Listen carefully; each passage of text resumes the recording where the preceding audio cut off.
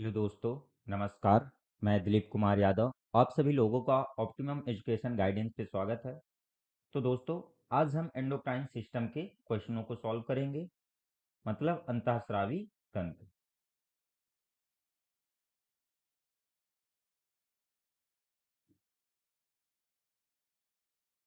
तो इसमें हम जो भी एंडोक्राइन ग्लैंड हैं, यानी कि जितने भी एंजाइम्स, हार्मोन्स, इन सभी के बारे में डिस्कस करेंगे। कौन से हार्मोन का क्या काम होता है, कौन कहाँ पाए जाते हैं, किसकी कमी से कौन सा रोग हो जाता है। तो चलिए डिस्कस करते हैं।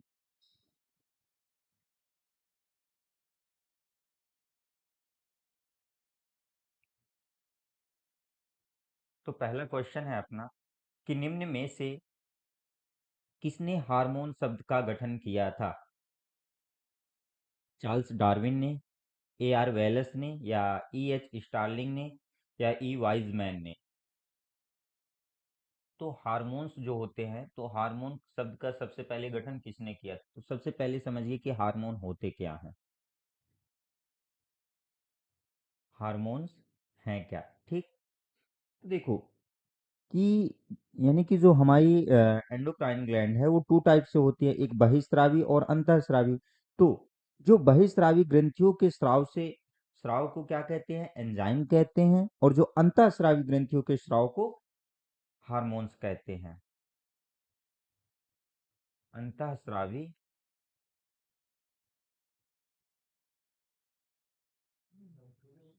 ग्रंथियों के स्राव को, यानी श्रावण को, सिक्रेशन को हार्मोन्स कहते हैं। मतलब कि जो हार्मोन्स होते हैं वे कहाँ से मिलते हैं? तो अंतःस्रावी ग्रंथियों के सिक्रेशन से प्राप्त होते हैं। ठीक। और जो हार्मोन्स होते हैं, तो हार्मोन्स कैसे होते हैं? ये केमिकल मैसेंजर, मतलब रासायनिक संदेशवाहक।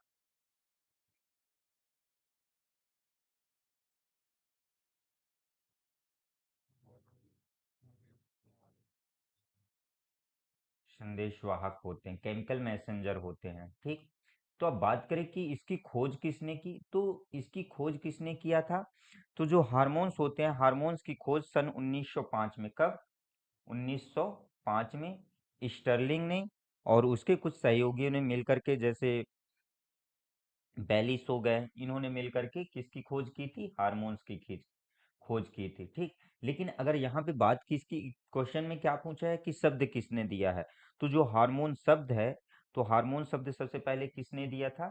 ई एच स्टार्लिंग ने। और खोज भी किसने किया था? तो ई एच स्टार्लिंग और उनके कुछ सहयोगी ने किया था, स्टार्लिंग। ठीक। इन्होंने शब्द भी दिया है और कभी कभी खोज भी पूछ लेगा तो इन्हीं का मोस्टली नाम रहता है। ठीक। तो इस पे अपना राइट आंसर क्या जाएगा? सी नंबर की, हार्मोन शब्द का गठन किसने किया था? तो ई एच स्टॉर्लिंग ने किया था। अगले क्वेश्चन की ओर।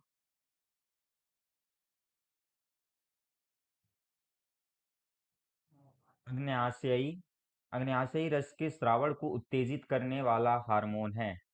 एस्ट्रोगेस्ट्रॉन, सिक्रेटिन, गैस्ट्रिन, या एंट्रोकाइनिन? तो जो अग्नाशयी रस है, तो अग्नाशयी रस को कौन उत्तेजित करता है? कौन सा हार्मोन? तो देखो क्या होता है कि जो अग्नाशयी रस को श्रावण करने वाला कौन होता है? तो जो हमारी कौन सी, जो छोटी आंत होती है।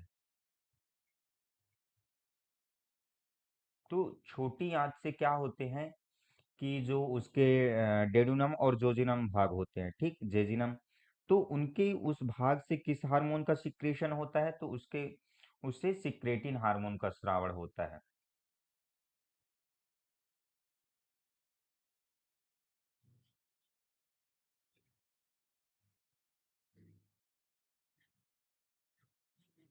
सिक्रेटिन हार्मोन का स्रावण होता है। ठीक।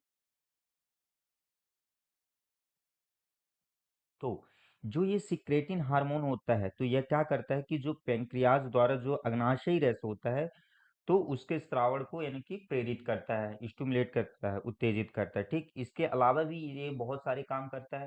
तो ये क्या करता है? जैसे अग्नाशयी रस को उत्तेजित करता है, अग्नाशयी रस को उत्तेजित करना,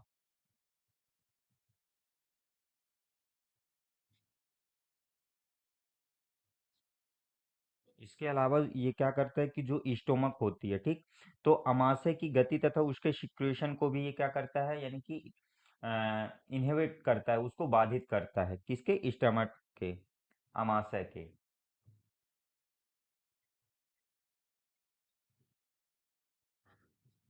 अमाशय की गति तथा श्रावण को, सिक्रेशन को क्या कर देता है, इनहिबिटेड कर देता है, बाधित कर देता है, इन्हें रोकता है। ठीक। और अगर बात करें कि सबसे पहले खोजा गया हार्मोन कौन है, तो सिक्रेटिन ही सबसे पहले खोजा गया हार्मोन है।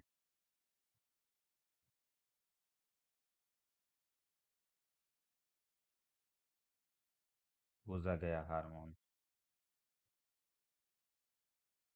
ठीक, तो इस पे अपना राइट आंसर क्या जाएगा कि जो अग्नाशय रस को श्रावण करता है, के श्रावण को उत्तेजित करता है, वह कौन है, तो सिक्रेटिन ही है।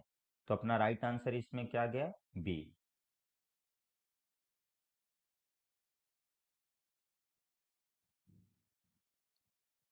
अगला क्वेश्चन है कि जंतुओं में प्राथमिक सूचना वाहक होते हैं, जो प्राइमरी मैसेंजर होते हैं एनिमल्स में, वह कौन होते हैं, एंजाइम, कोएंजाइम, या हार्मोन, या सीएमपी।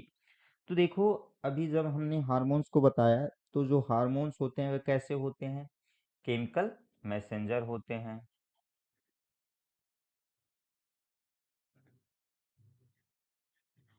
ठीक, कैसे होते हैं, केमिकल मैसेंजर होते हैं। तो जो प्राथमिक सूचना वाहक होते हैं कौन होते हैं, तो हार्मोन्स होते हैं। ठीक, तो इस पे अपना राइट आंसर क्या जाएगा, मतलब कि ये क्या करते हैं कि जो सूचनाएं होती हैं, तो यानी कि एक भाग से लेकर दूसरे भाग में पहुंचाने का काम करते हैं, कौन, हार्मोन्स। तो अपना राइट आंसर क्या जाएगा, सी नंबर। ठीक। अगले क्वेश्चन, वैसोप्रेशन का संबंध होता है तीव्र पाचन से, धीमी हृदय की गति से, मूत्र के सांद्रण से, या मूत्र के डाइलेशन से। तो जो वैसोप्रेशन होता है, तो वैसोप्रेशन का संबंध किससे होता है, तो देखो, तो जो वैसोप्रेसिन होती है, ये कहाँ से निकलती है। ठीक, तो जो वैसोप्रेसिन हार्मोन होता है, तो जो हमारा पीयूष ग्रंथि है, पिट्यूटरी ग्लैंड के पश्च भाग से क्या वैसोप्रेसिन या एंटी डाययूरेटिक हार्मोन्स एडीएच का अल्प सिक्रेशन होता है। ठीक, यानी कि जो वैसोप्रेसिन होता है, ये पीयूष ग्रंथि, ये इसका सिक्रेशन कहाँ से होता है, पीयूष ग्रंथि से होता है। ठीक, तो क्या होता है कि जब क्या होगा कि यानी कि जब पीयूष ग्रंथि से वैसोप्रेसिन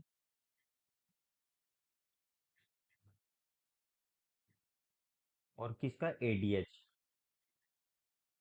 एंटी डाययूरेटिक हार्मोन्स का, तो इनका जब सिक्रेशन क्या होता है, कम हो जाता है।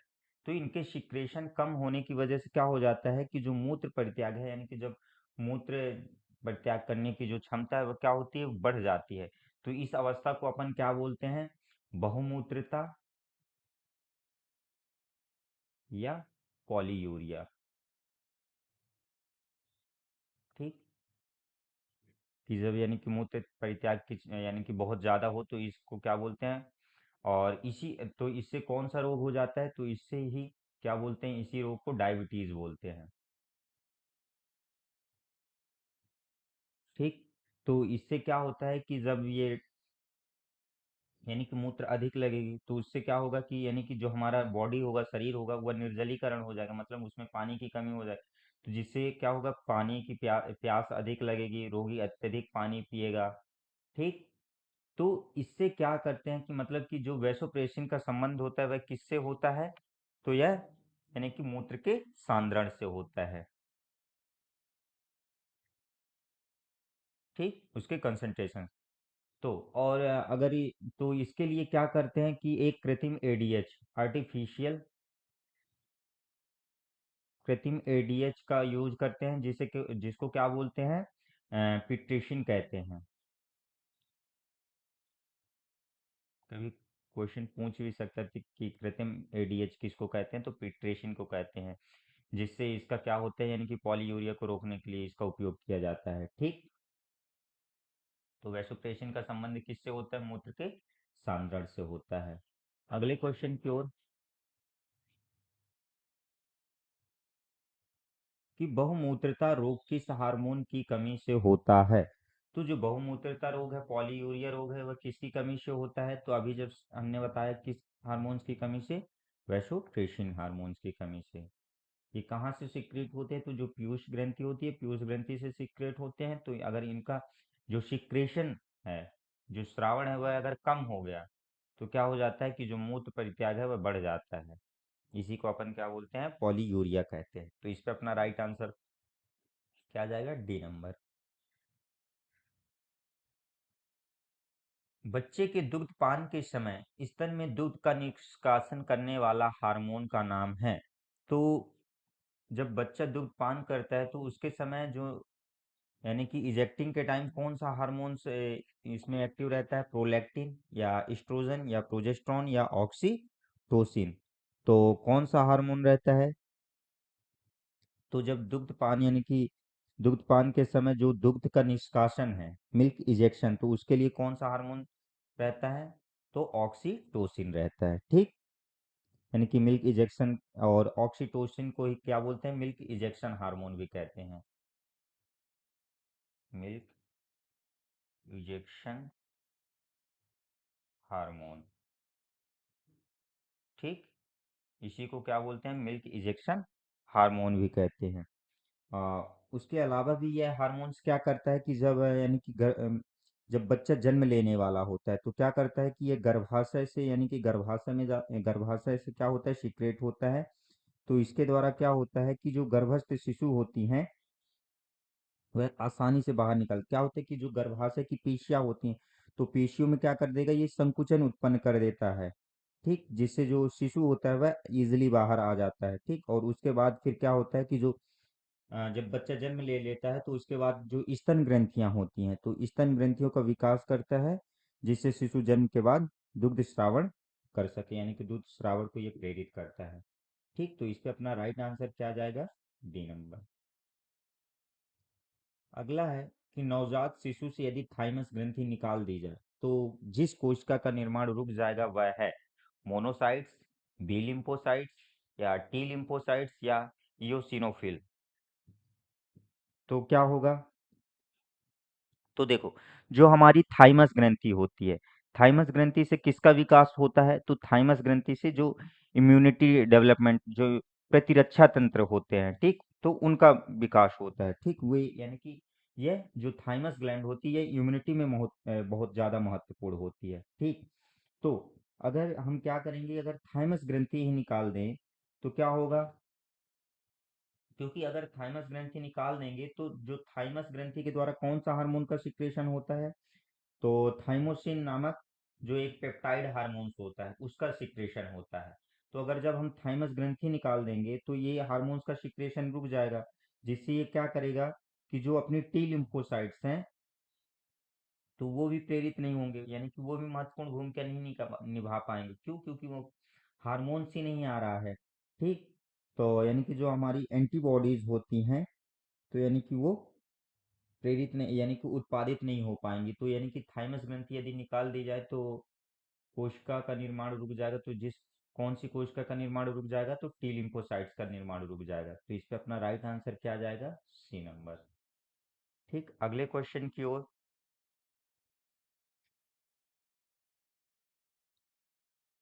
एड्रिनलिन हार्मोन बढ़ता है हृदय स्पंदन से, रक्तदाब से, या इनमें से दोनों, या इनमें से कोई नहीं? तो जो एड्रिनल हार्मोन होता है वह किसकी वजह से बढ़ता है? तो एड्रिनलिन हार्मोन जो होता है इसको क्या बोलते हैं? इनको संकटकालीन हार्मोन बोलते हैं। संकटकालीन हार्मोन। और जो एड्रिनलिन हार्मोन है, तो एड्रिनलिन हार्मोन ये किसका पार्ट होते हैं? तो देखो, जो एड्रिनल होता है,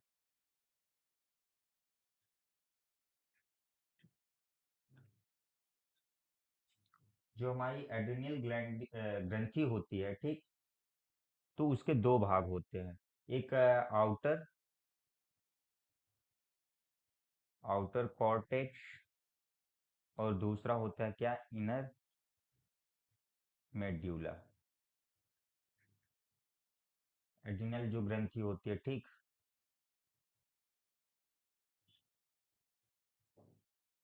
तो आउटर कॉर्टेक्स और इनर मेड्यूला, तो जो इनर मेड्यूला, तो इनर मेड्यूला में दो होते हैं, कौन कौन से, एक नर एफ्रिन,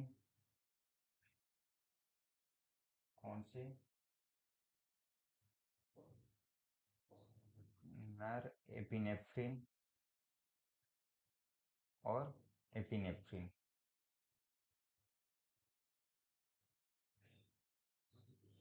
तो जो नर एपिनेफ्रिन होता है ये कैसा होता है, तो ये टोनस हार्मोन होता है, टोनस हार्मोन। और जो एपिनेफ्रिन होता है ये कैसा होता है, एड्रिनैलिन हार्मोन होता है, एड्रिनैलिन हार्मोन। तो ये कैसे होती है, ये संकटकालीन हार्मोन होते हैं, मतलब कि जब हमें कभी, यानी कि क्या होता है कि जब हमें दुर्घटना यदि हो गई या बेचैनी हुई या हमें डर लग रहा है, तो उस समय क्या करता है कि ये हार्मोन्स क्या करते हैं कि यानी कि उसके हृदय स्पंदन की दर को बढ़ा देते हैं। जैसे रक्तदाब हो गया, ब्लड सर्कुलेशन हो गया, नाड़ी स्पंदन हो गया, इन सभी को, ब्लड पल्सेशन हो गया, पल्स पल्सेशन हो गया, इनको सबको क्या कर देता है, बढ़ा देता है, ठीक। तो किसको किसको बढ़ाता है, हृदय स्पंदन हो गया, रक्तदाब हो गया, पल्स पल्सेशन हो गया, ठीक। तो यानी कि इनमें से दोनों, तो इस पे अपना राइट आंसर क्या आ जाएगा, सी नंबर, ठीक। जो हमारी एड्रिनल ग्रंथि होगी उसी की ये पार्ट कहलाते हैं। अगले क्वेश्चन की ओर, कि निम्न में से कौन सा फिनोलिक हार्मोन है, एड्रिनैलिन या पैराथार्मोन या टेस्टोस्टेरॉन या प्रोलैक्टिन, तो कौन सा है, तो देखो, जो हमारा एड्रिनैलिन हार्मोन होता है, तो अगर इसके रासायनिक सूत्र की बात करें कि ये कैसा होता है, तो ये कुछ इस टाइप से होता है इसका रासायनिक सूत्र।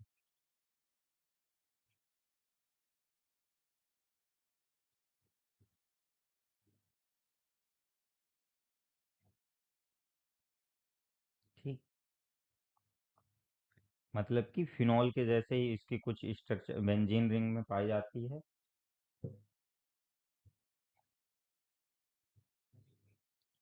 तो ये होता है इसका क्या, यहाँ पे CH3 और यहाँ पे एक H जुड़ा हुआ होता है, ठीक। और अगर बात करें कि जो एड्रिनल, यानी कि जो एड्रिनालिन होता है वह कहाँ से स्रावित होता है, तो यह मेड्यूला से स्रावित होता है, मेड्यूला से स्रावित होता है,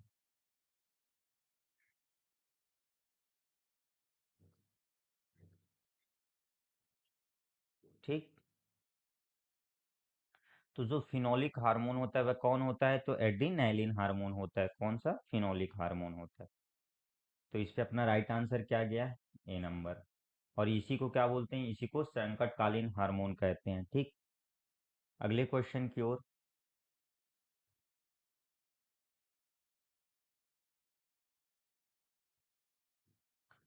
अगला क्वेश्चन है कि लैंगरहंस की द्वीपिकाएं होती हैं, रूपांतरित लसिका ग्रंथियां या पीयूष ग्रंथि के विशिष्टीकृत छेद या वृक्कों में छोटी नलिकाएं या अग्न्याशय में अप्राणाल अप्राणाल ग्रंथियां। तो जो लैंगरहंस की द्वीपिकाएं होती हैं वह कौन होती हैं, तो देखो, जो हमारी पेंक्रियाज है, अग्नाशय ग्रंथि, ठीक।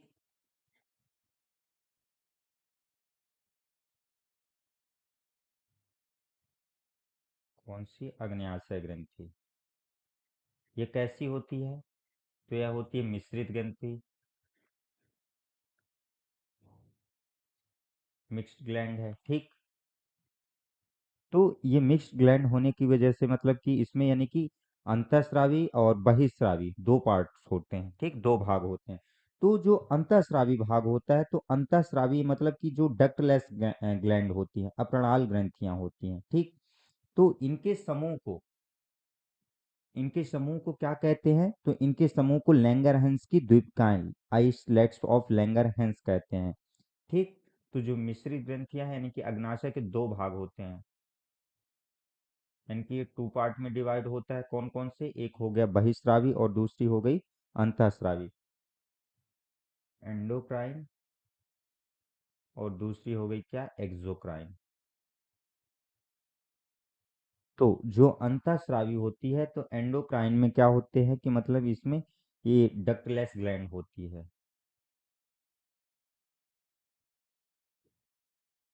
यानी नलिका विहीन होती है, ठीक।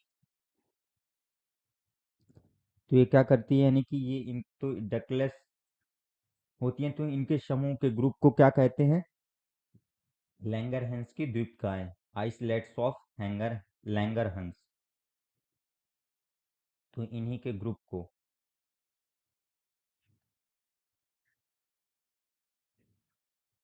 को क्या बोलते हैं? आइसलेट्स ऑफ लैंगर हैंस, ठीक। तो इसके ग्रुप को क्या बोलते हैं? आइसलेट्स ऑफ लैंगर हंस बोलते हैं। और जो इनके द्वारा कौन से हार्मोन का सिक्रेशन होता है? तो इनके द्वारा जो इंसुलिन और ग्लूकागॉन।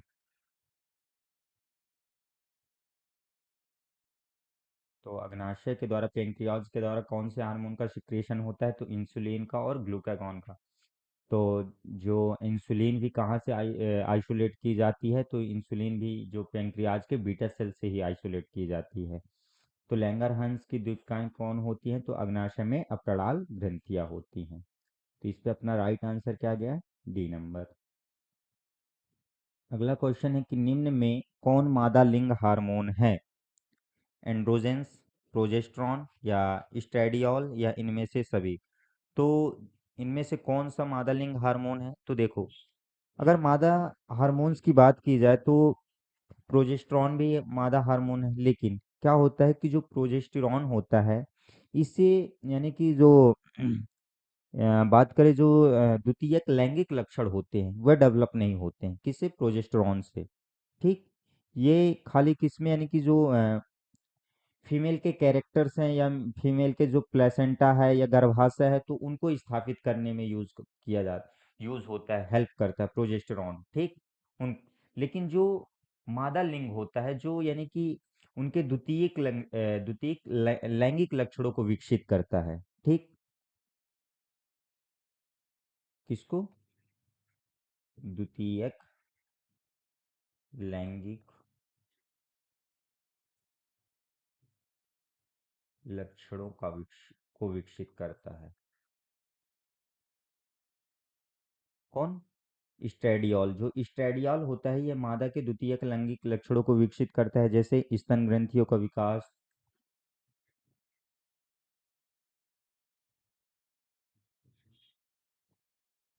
स्तन ग्रंथियों का विकास हो गया, और जो सहायक जनन अंग होते हैं उनका भी विकास इसी के द्वारा होता है, सहायक जनन अंग का विकास।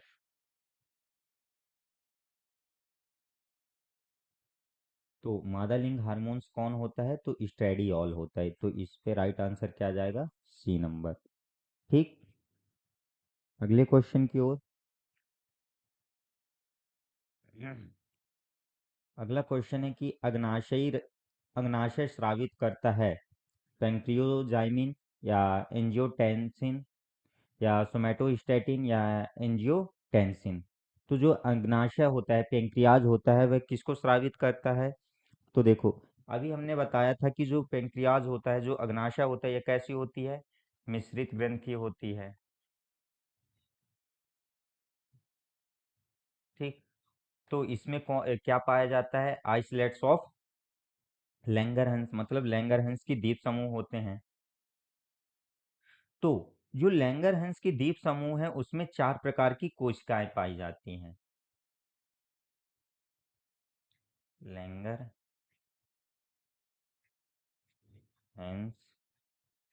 द्वीप समूह में कितनी प्रकार की?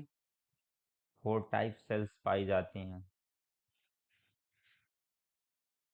कौन कौन सी सेल्स पाई जाती हैं? तो अल्फा सेल्स, या इसी को अल्फा कोशिका, दूसरी हो गई कौन सी, बीटा कोशिका,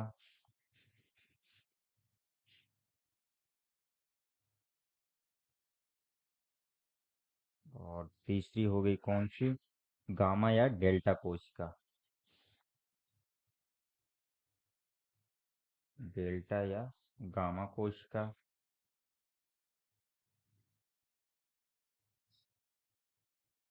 और चौथी होती है कौन सी, पीपी कोशिका, या इसी को एफ कोशिका भी बोला जाता है। ठीक। तो अब जो अल्फा कोशिका, बीटा कोशिका, गामा कोशिका और पीपी कोशिका है, तो इनके द्वारा क्या स्रावित होता है? तो जो अल्फा कोशिका होती है, अल्फा कोशिका के द्वारा ग्लूकागॉन का स्रावण होता है। ग्लूकागॉन का स्रावण होता है। ठीक। और जो बीटा कोशिका होती है, तो बीटा कोशिका के द्वारा इंसुलिन का स्रावण होता है। इसीलिए अभी हमने बताया था कि जो इंसुलिन कहाँ से आइसोलेट किया जाता है, तो पेंक्रियाज की बीटा सेल से आइसोलेट किया जाता है इंसुलिन का स्रावण। और बात करें कि गामा या डेल्टा कोशिका के द्वारा तो किसका स्रावण होता है, तो सोमैटोस्टेटिन का स्रावण होता है। सोमैटोस्टेटिन का स्रावण।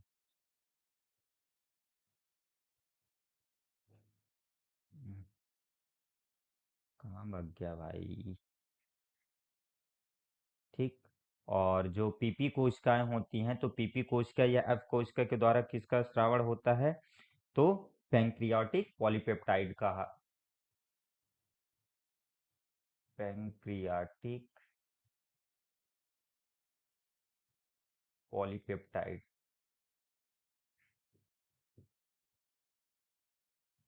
पैंक्रियाटिक पॉलीपेप्टाइड हार्मोन का स्रावण होता है। ठीक।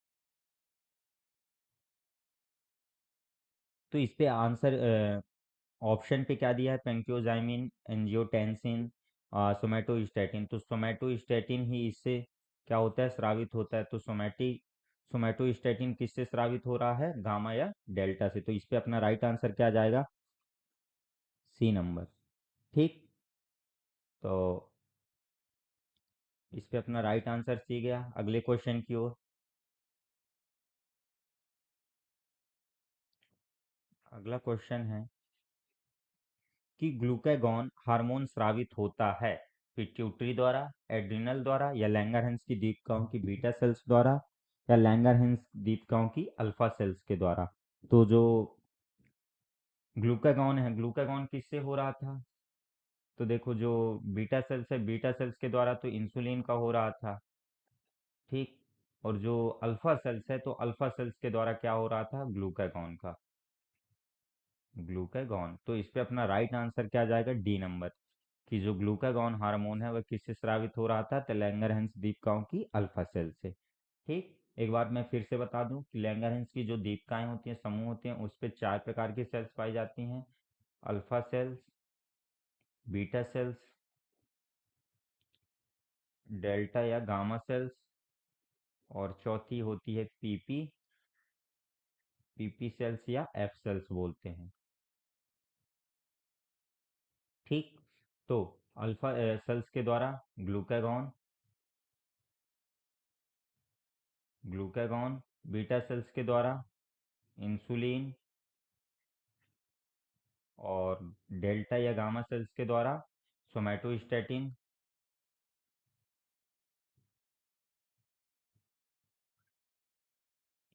और पीपी सेल्स या एफ सेल्स के द्वारा पैंक्रियाटिक पॉलीपेप्टाइड।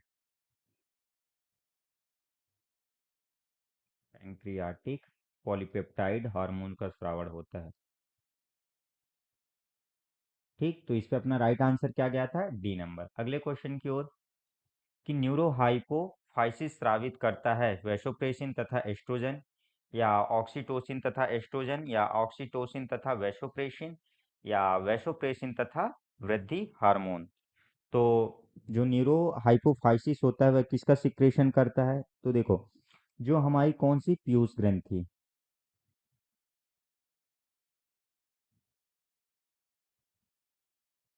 पिट्यूटरी ग्लैंड होती है। पिट्यूटरी ग्लैंड के दो भाग होते हैं, कौन कौन से? अग्र और पश्च भाग। इंटीरियर और पोस्टीरियर। इंटीरियर और इसको पश्च।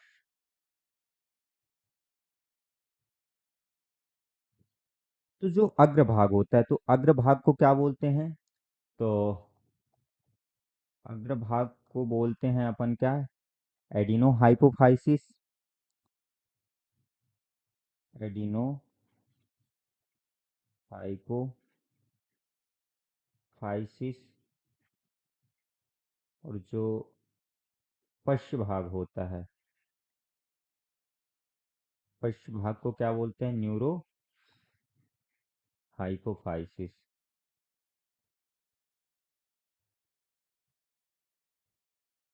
अग्र भाग को क्या बोलते हैं? Adeno hypophysis. और पश्च भाग को न्यूरो हाइपोफाइसिस।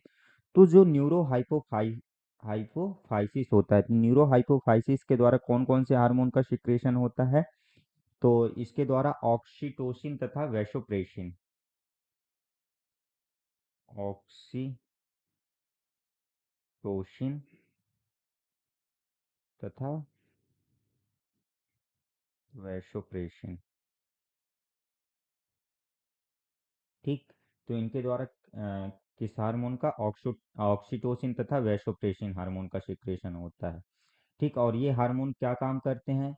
तो मिल्क इजेक्शन में ये महत्वपूर्ण भूमिका निभाता है। कौन? ऑक्सीटोसिन। ठीक। और ये जो बच्चा जन्म लेता है तो उस समय ऑक्सीटोसिन और वैसोप्रेसिन क्या होते हैं? सिक्रोट होते हैं, जिससे उनमें पेशियों में क्या हो जाता है? संकुचन हो जाता है, जिसकी वजह से क्या होता है? जो बच्चा है वह इजिली बाहर आता है। ठीक। तो न्यूरो हाइपोफाइसिस के द्वारा किसका सिक्रेशन होता है? तो ऑक्सीटोसिन तथा वैसोप्रेसिन का होता है। ठीक। और ये यानी कि जो इनका संश्लेषण कहाँ होता है? तो पीयूष ग्रंथि में, न्यूरो हाइपोफाइसिस के, यानी कि ये हाइपोथैलेमस में इनका संश्लेषण होता है। ठीक। अगले क्वेश्चन की ओर। फॉलिकल स्टिमुलेटिंग हार्मोन एफएसएच उत्पन्न होता है हाइपोथैलेमस से, अग्र पीयूष ग्रंथि से, पश्च पीयूष ग्रंथि से, या पीयूष ग्रंथि की मध्य पाली से। ठीक। तो जो हमारा पीयूष ग्रंथि है, पिट्यूटरी ग्लैंड। ठीक। तो पीयूष ग्रंथि के द्वारा ही कई वृद्धि हार्मोन्स का सिक्रेशन होता है। कौन कौन से? जो ग्रोथ हार्मोन्स होते हैं, कौन कौन से? जैसे जीएच हो गया, टीएसएच हो गया, थायराइड उत्प्रेरक हार्मोन, या इसी को अपन बोलते हैं थायराइड स्टिमुलेटिंग हार्मोन्स। एफएसएच हो गया,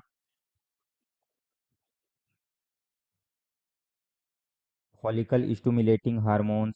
और एसीटीएच हो गया, एडिनोकॉर्टिकोट्रोपिक हार्मोन। ठीक। तो ये सब कहाँ से स्रावित हो रहे हैं? तो ये सब पीयूष ग्रंथि के पीयूष ग्रंथि से ही स्रावित हो रहे हैं। लेकिन इसमें क्या पूछा है कि हाइपोथैलेमस से, या अग्र पीयूष ग्रंथि से, या पीयूष ग्रंथि से, या पीयूष ग्रंथि की मध्य पाली से।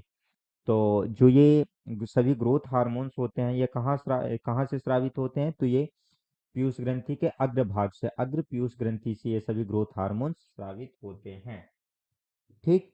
तो इस पे अपना राइट आंसर क्या आ जाएगा? B number.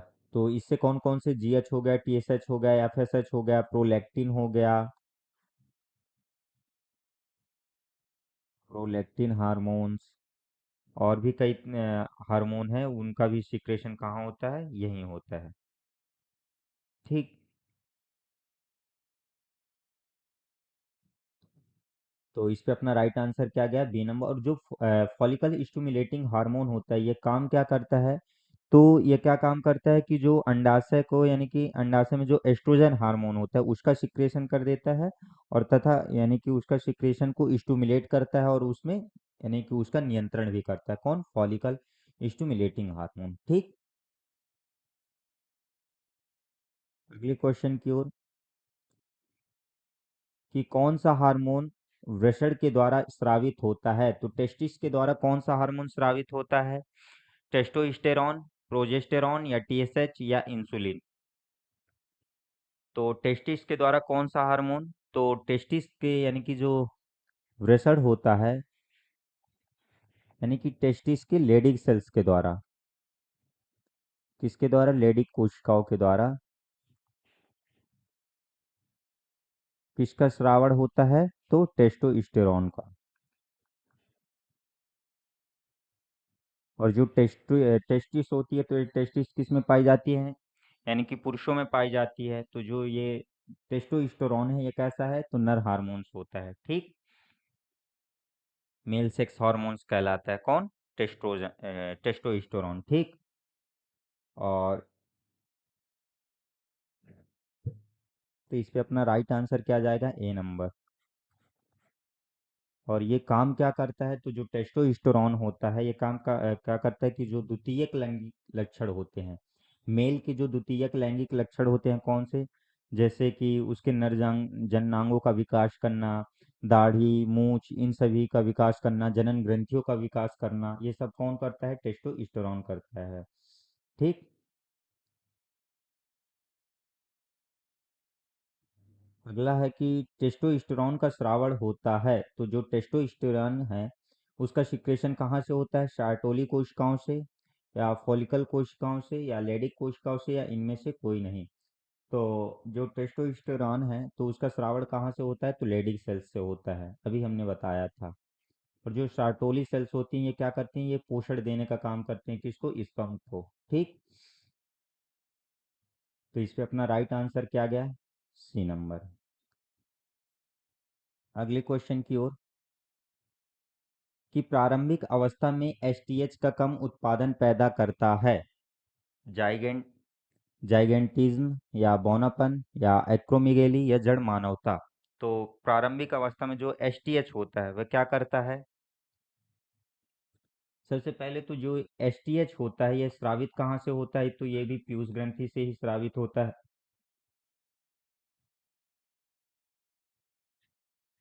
इसका सिक्रेशन कहाँ से होता है? तो पिट्यूटरी ग्लैंड से स्रावित होता है। और जब जो एसटीएच होता है, एसटीएच का फुल फॉर्म क्या होता है? सोमैटोट्रोपिक हार्मोन। सोमैटोट्रोपिक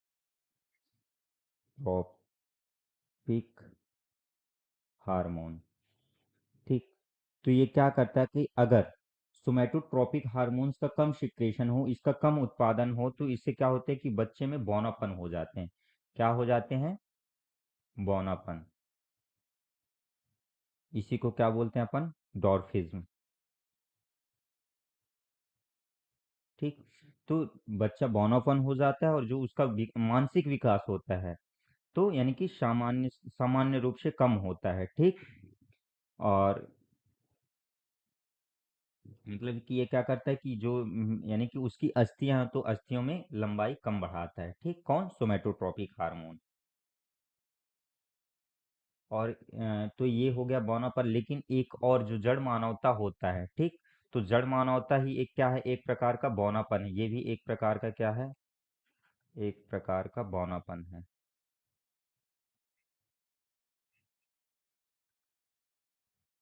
ठीक। लेकिन जो जड़ मानवता होता है, ये किसकी कमी से होता है? तो ये थायरॉक्सिन हार्मोन्स की कमी से होता है। थायरॉक्सिन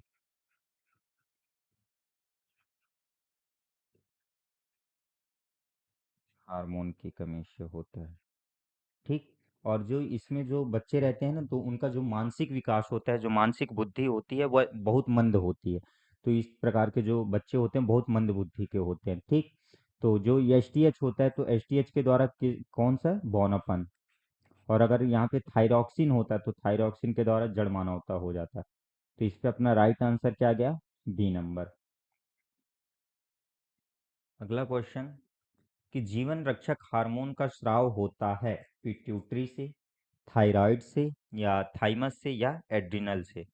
तो जो जीवन रक्षक हार्मोन होता है वह तो उसका सिक्रेशन कहाँ से होता है? तो उसका होता है एड्रिनल से। ठीक। तो देखो, एड्रिनल के हमने बताए थे कि जो एड्रिनल ग्लैंड है, एड्रिनल ग्लैंड। इसके दो भाग हैं, कौन कौन से? एक हो गया आउटर कॉर्टेक्स, और तो आउटर कॉर्टेक्स में कौन कौन से होते हैं? तो आउटर कॉर्टेक्स में होता है, एक होता है ग्लूकाकॉर्टिकॉइड्स, ग्लूकाकॉर्टिकॉइड्स, दूसरा होता है मिनरेलोकॉर्टिकॉइड्स, कॉर्टिकॉइड्स, ठीक। और तीसरा होता है सेक्स हार्मोन, ठीक। और जो इसका दूसरा पार्ट होता है कौन? Inner cortex, inner medulla, sorry. तो इनर मेड्यूला में कौन कौन से हार्मोन्स होते हैं? तो इसमें होता है एपिनेफ्रिन और नर एपिनेफ्रिन।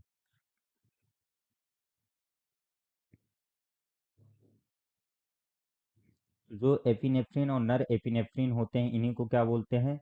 जीवन रक्षक हार्मोन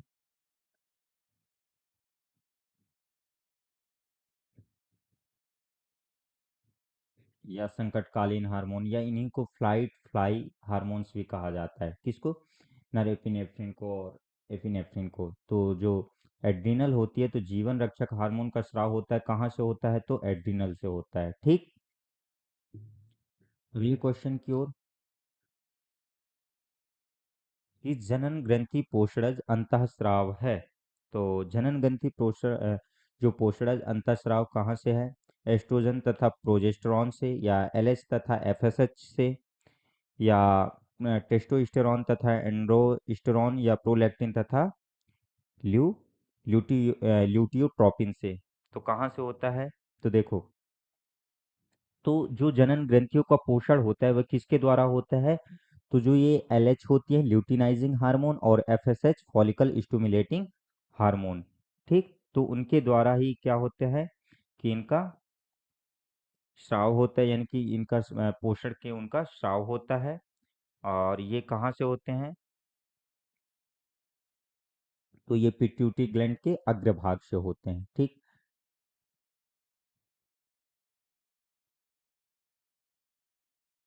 पिट्यूटरी ग्लैंड के एंटीरियर पोर्स से, ठीक। एंटीरियर भाग से ही इनका श्रावण होता है, ठीक। और बात करके दें कि जो एलएच होता है और एफएसएच, जो मेल और फीमेल में क्या होते हैं, जो मेल में स्पर्म और ओवम, तो उनके निर्माण और विनाश, मतलब कि इनके निर्माण में भी यही भूमिका निभाते हैं, और उनके विनाश में, उनको खत्म करने में, कि प्रेरित करने में भी यही भूमिका निभाते हैं। कौन? एलएच और एफएसएच। तो जो जनन ग्रंथि के पोषणज अंतःस्राव है, कौन है? एलएच, एलएच और एफएसएच, ठीक। तो इस पे अपना राइट आंसर क्या गया? B number. अगले क्वेश्चन की ओर,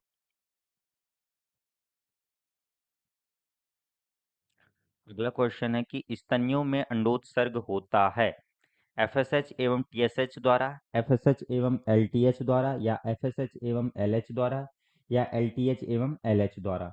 तो जो मैमल्स होते हैं उसमें ओव्यूलेशन किसके द्वारा होता है?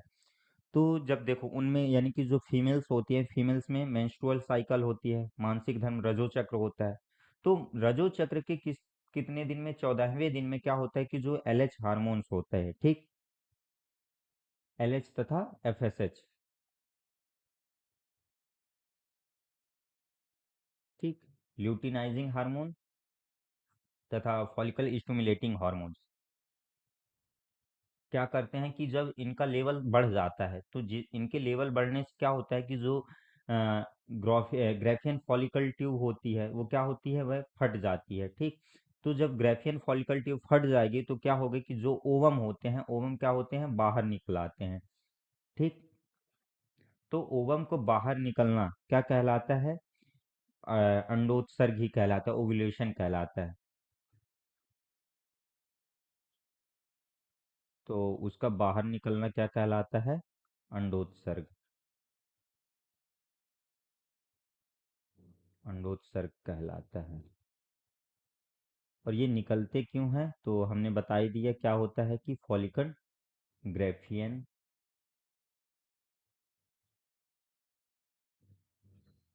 फॉलिकल के फट जाने से।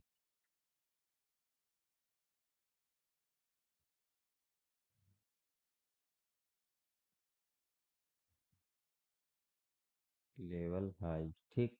तो इनका लेवल बढ़ जाने से क्या होता है, ग्रेफियन फॉलिकल जो होती है वह फट जाती है, जिससे ओवम बाहर निकल आते हैं। तो इसी प्रोसेस को क्या बोलते हैं, अंडोत्सर्ग बोलते हैं, ओव्यूलेशन बोलते हैं, ठीक। तो इस पे अपना राइट आंसर क्या जाएगा, FSH एवं LH द्वारा, सी नंबर। अगले क्वेश्चन की ओर।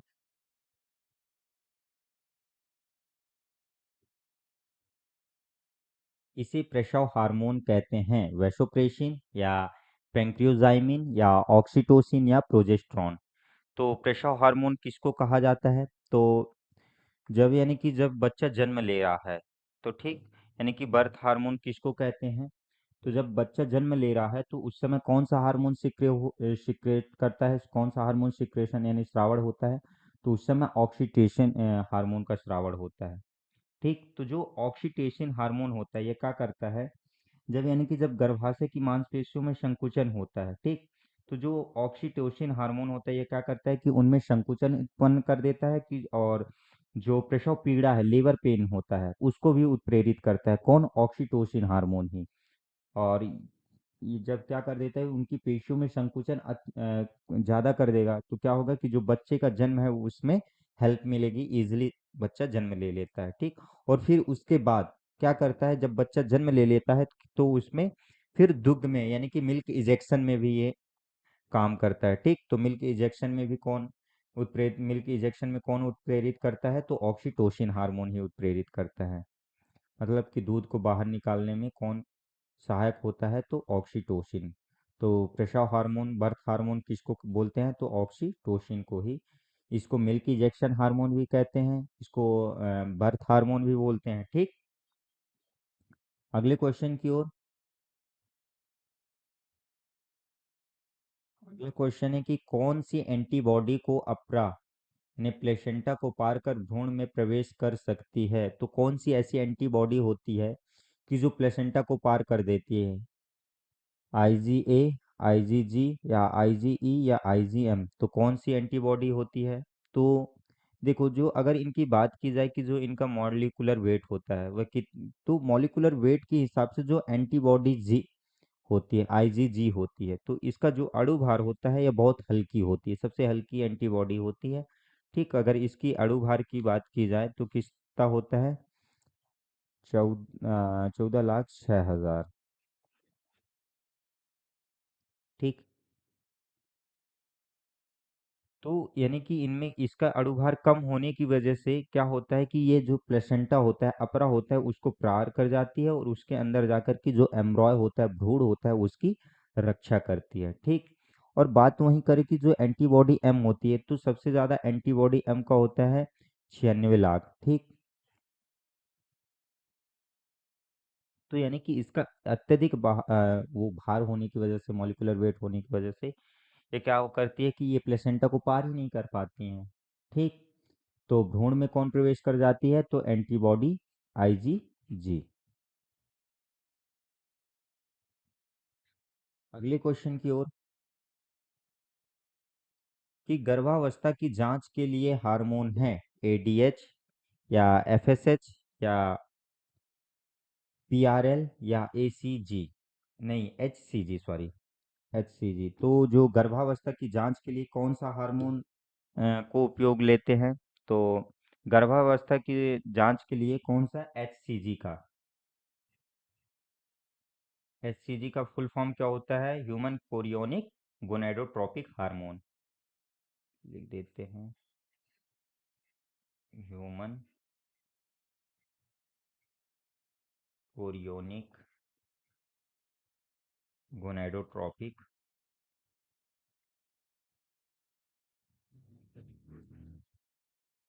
ट्रोपिक हार्मोन, ठीक। तो ह्यूमन कोरियोनिक गोनेडोट्रोपिक हार्मोन जो होता है वह क्या करता है कि ये पाया कहाँ जाता है, तो ये जो होता है ये सबसे पहले तो ये प्लेसेंटा का निर्माण करता है, ठीक।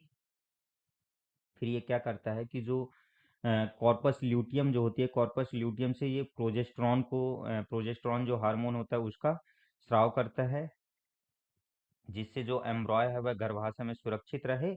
और गर्भकाल के समय इसका यानी कि स्राव अत्यधिक होने लगता है, जिसके साथ क्या होता है कि जब इसका स्राव अत्यधिक होने लगेगा तो जो HCG है, तो इसका स्राव अत्यधिक होने लगता है तो HCG जो है किसके साथ, मूत्र के साथ बाहर निकलता है।